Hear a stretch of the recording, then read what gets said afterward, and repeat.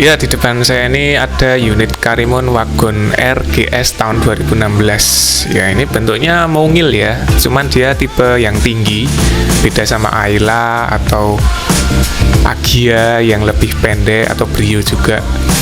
Cuman ini lebih ketinggi dan nggak terlalu lebar juga. Ini panjang keseluruhannya sekitar 3,6 meter. Kalau lebarnya itu sekitar, kalau nggak salah ya, 1,4 meteran lah. Jadi cukup oke ini kalau buat jalan di jalan-jalan yang kecil atau kemacetan, ini cukup sat-set ya, karena bisa masuk ke ruang lingkup yang lebih kecil. Ya, ini bentuknya oke sih. Dari samping ini oke, terlihat oke, stylish. Pas lah untuk keluarga kecil dan untuk keliling perkotaan, ini pas sekali. Karimun ini menggunakan logo yang berlambangkan Garuda, yang dimana di tengah-tengahnya ini ada sebuah diamond ya, atau permata atau berlian ya, ini di tengah. Nah, ini karena aturan di Indonesia kalau LCGC itu harus menggunakan logo yang mencerminkan Indonesia, kecuali LCGC Dachungu. Ya, di belakang ini ada nama dari mobil ini, yaitu Karimun Wagon R GS. GS itu salah satu tipe mobil ini. Kalau R itu singkatan dari rekreasi. Nah, dan ini semakin menunjukkan bahwa mobil ini sebagai penerus dari Karimun Kotak sama Karimun Estilo yang udah launching dulu. Ini tampilan dari velg dan ban yang digunakan Suzuki Karimun Wagon R ya. Ya, kelihatan minimalis, eye-catching juga, oke lah. Dan ini dia pakai ring 14, 175 untuk lebar tapak bannya dan 65 untuk ketebalan bannya. Jadi cukup oke ini mobil dengan ukuran segini, udah pas banget, proper banget untuk digunakan di jalanan kota. Dan ini untuk tampilan depannya ya, list depannya dia nggak memakai yang chrome seperti mobil-mobil lainnya, tapi dia menggunakan mika plastik seperti kaca di lampu ya, dengan logo emblem Suzuki-nya S. Jadi terlihat ya oke juga sih, eye-catching. Dan ini adalah tampilan ground clearance Suzuki Karimun, jarak mobil dengan permukaan tanah. Kita coba ukur pakai tangan aja ya. Ya, ini 5 jari, 1 jengkal, ini lebih ya, lebih mungkin sekitar 3 jarian. Nah, ini 3 jari ya, lebih 2-3 jari ya. Jadi cukup tinggi untuk melintasi daerah perkotaan. Jadi cukup aman sekali. Dan ini tampilan dari headlamp Suzuki Karimun, ada 1 bohlam dan 1 proyektor dan multi reflektor. Jadi nanti cahayanya bisa lebih terang sama jangkauannya bisa lebih luas. Desainnya modern dan istimewa, kelihatan stylish banget sih, cocok banget buat mobil ini. Dan di Suzuki Karimun ini dibuahi oleh 2 buah fog lamp yang menggunakan warna chrome, jadi menambah pencahayaan pada saat cuaca lagi buruk atau malam hari.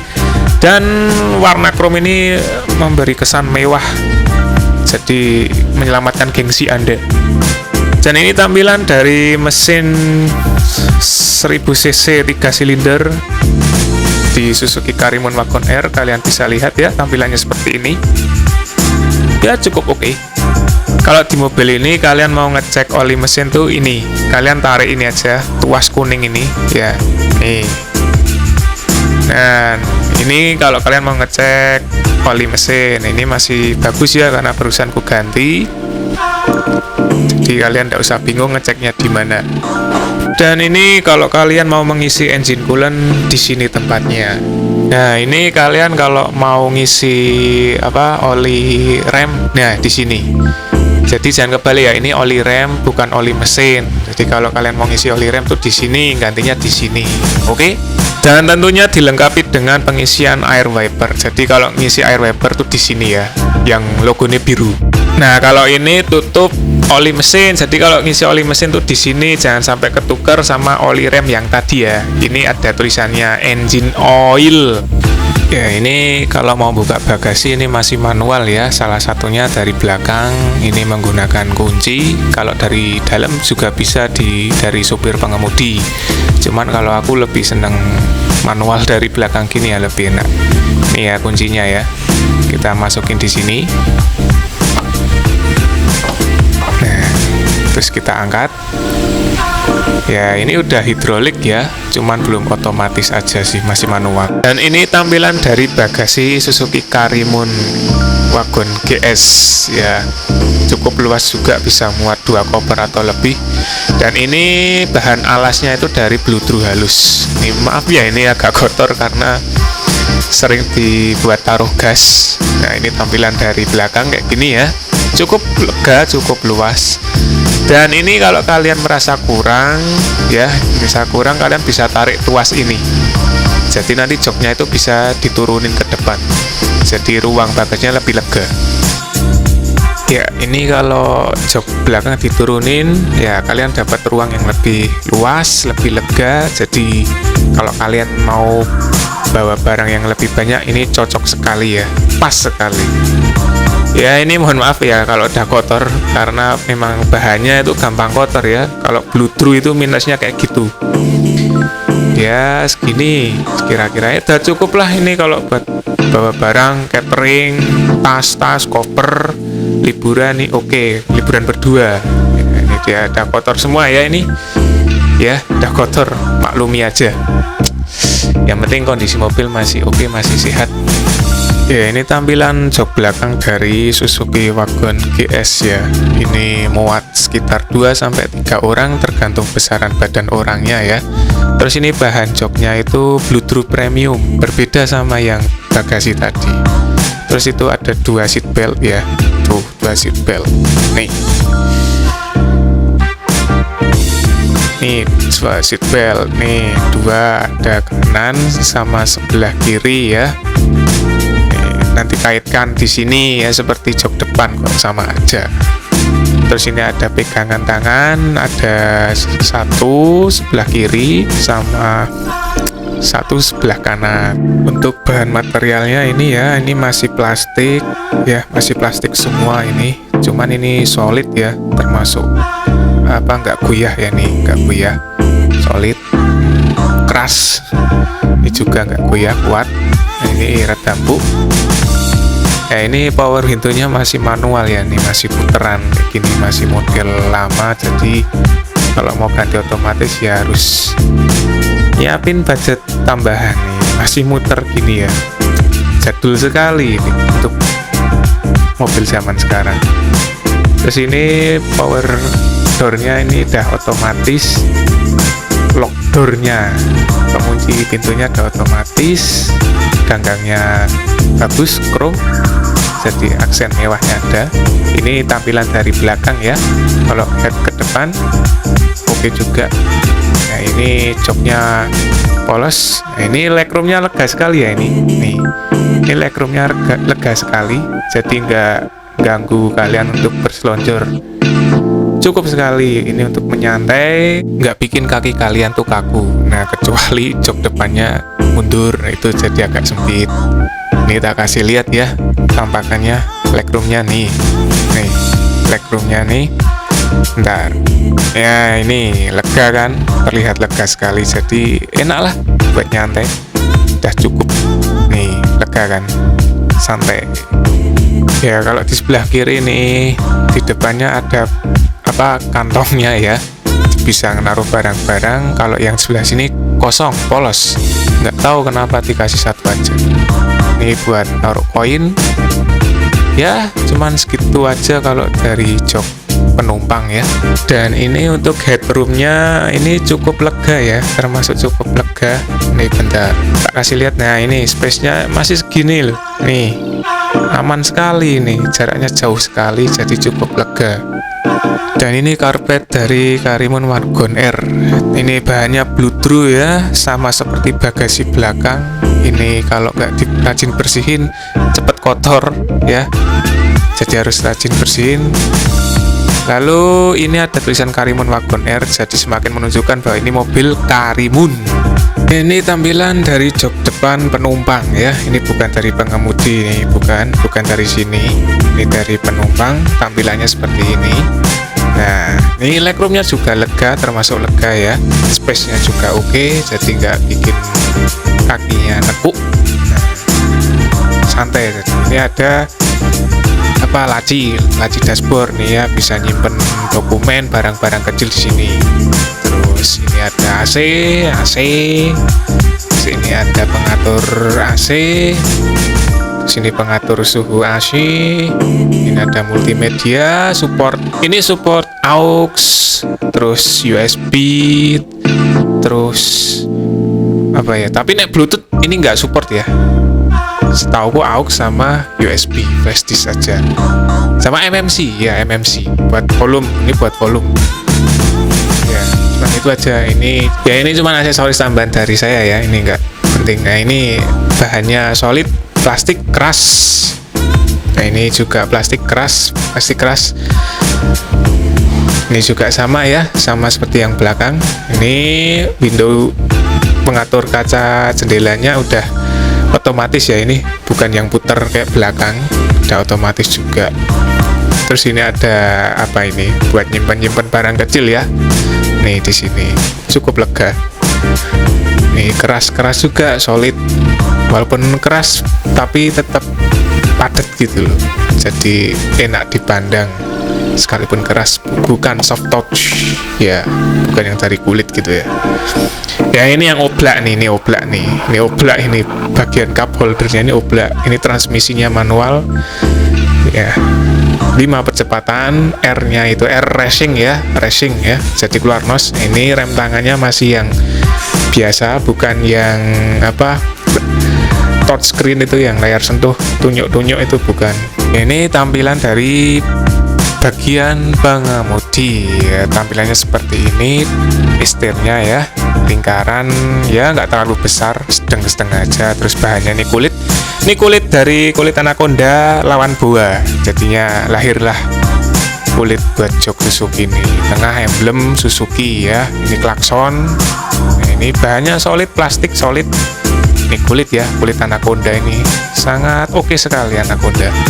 Ini buat lampu, tuas lampu.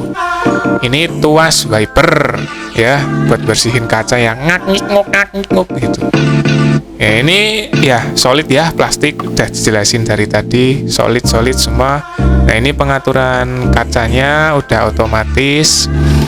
Yang penumpang bisa dikunci dari sini, bisa di lock dari sini.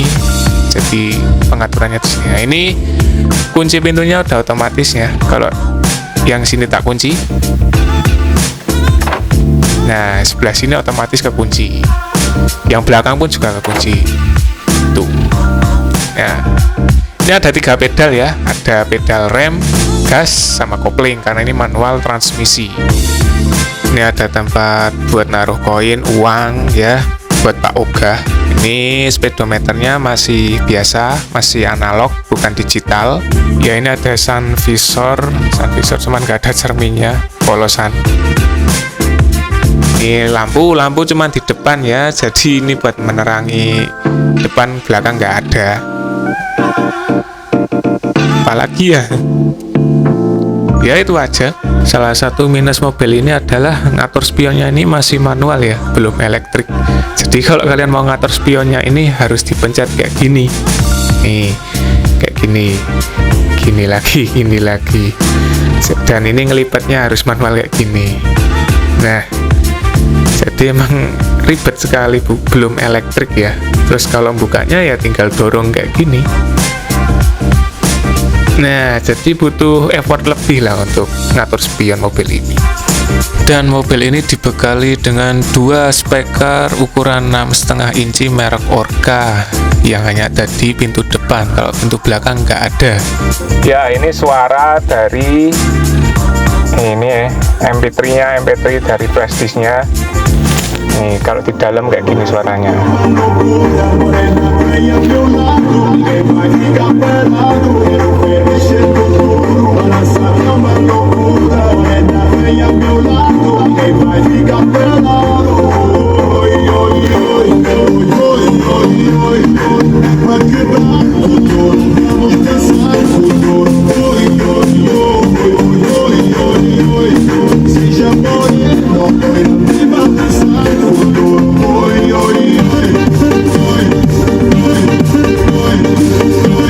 Dan salah satu minus mobil ini adalah ini kekedapannya dari luar ini kurang ya. Jadi kalian play MP3 dari dalam itu di luar itu masih agak kedengeran, karena ya ini tipis sekali ya, ini tipis, terus ini tipis, bodinya tipis sekali, tipis ya. Jadi peredamannya ini kurang baik, apalagi kalau hujan ya. Cuman ini hujannya belum terlalu deras, nanti kalau udah deras aku rekamin buat kalian. Ya, ini suara dari dalam kabin kalau hujan. Ya, ini hujannya nggak terlalu deras, tapi ya cukup kedengeran ya. Ya, coba kalian dengerin baik-baik suara hujannya.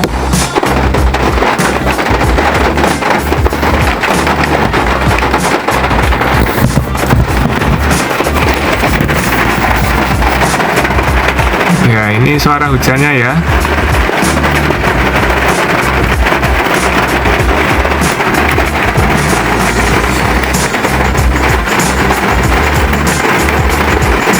Jadi ini kalau ini peredamannya kurang sekali. Misal kalau hujan tuh kayak di bawah galvalum, klotak ngono suarane. Gitu ya. Cuman ya kalian punya mobil ini ya, alhamdulillah bisa melindungi dari panas, dari hujan. Ya, tapi kalau kena angin, aduh, rasanya tuh kayak mau kabur, karena memang ini mobil kecil ya, dan enteng. Sekalipun enteng, saya juga nggak kuat ngangkatnya ya. Wis ngono, pokoknya gitu. Nih, kira-kira seperti ini suaranya.